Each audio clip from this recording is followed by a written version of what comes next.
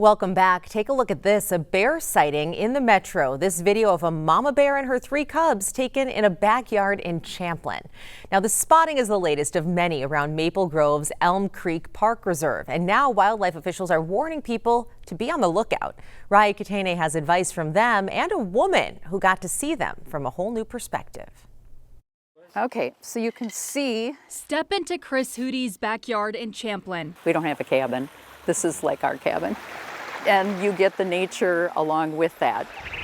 And it can be hard to tell where her yard ends and the Elm Creek Park Reserve begins. We normally get just a lot of deer and rabbits, sometimes fox, raccoons. It's something she's come to expect. Normal kind of things.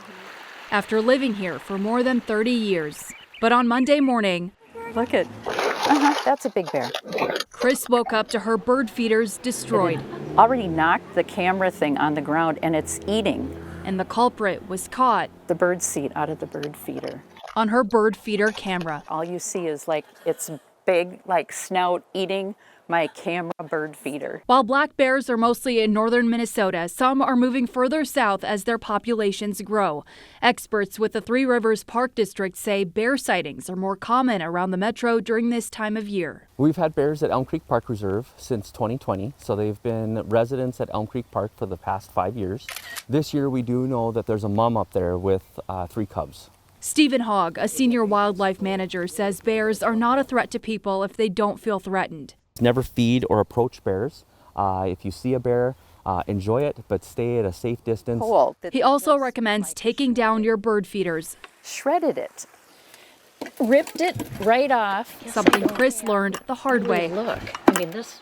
After all 3 of hers were destroyed. Yeah, just like tore it off the pole and threw it into the grass. In a neighborhood that's usually calm and quiet. It's very peaceful and quiet. You see lots of wildlife.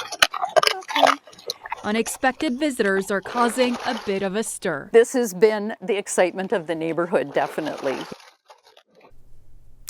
Well, this next story is all about on-the-job experience. Some high schoolers in Wisconsin grew their own stem cells that were used to eventually become cells for a heart. Cameron Kelly takes us inside the lab where the potentially life-saving lessons are happening. Behind this door. Hey, we did it. Yes. Let's go. Students share excitement for stem cell research. We've been working towards this lab where students were able to take embryonic stem cells from mice and differentiate them into beating cardiac cells. On Tuesday, Sauk Prairie High schoolers learned their cells have heartbeats. Oh, right there. I was really excited and kind of surprised because I don't know why, but for some reason I thought we weren't going to get any. I don't know. So I'm just excited to see it, and I'm glad, like, since we're the first plate, that it worked. Miss Johnson's biology class is co-taught with research doctor Matthew George, who is a parent in the school district. We're trying to give these kids really early exposure and access to a field that they might not see, maybe even never, but at least until they're in undergrad or trying to get jobs in industries. The lab inspired these students to go beyond their comfort zone. I think it's just so amazing being able to do almost anything biologically.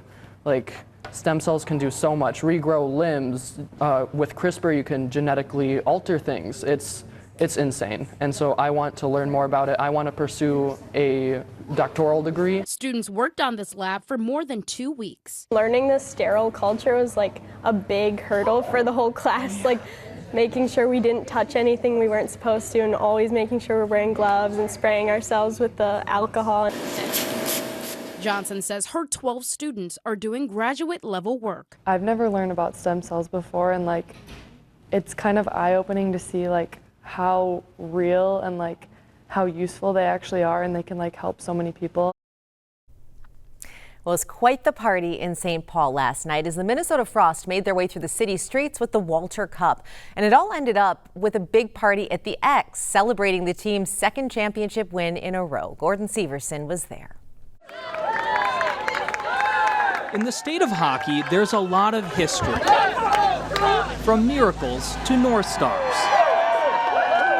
Wild, and now Frost.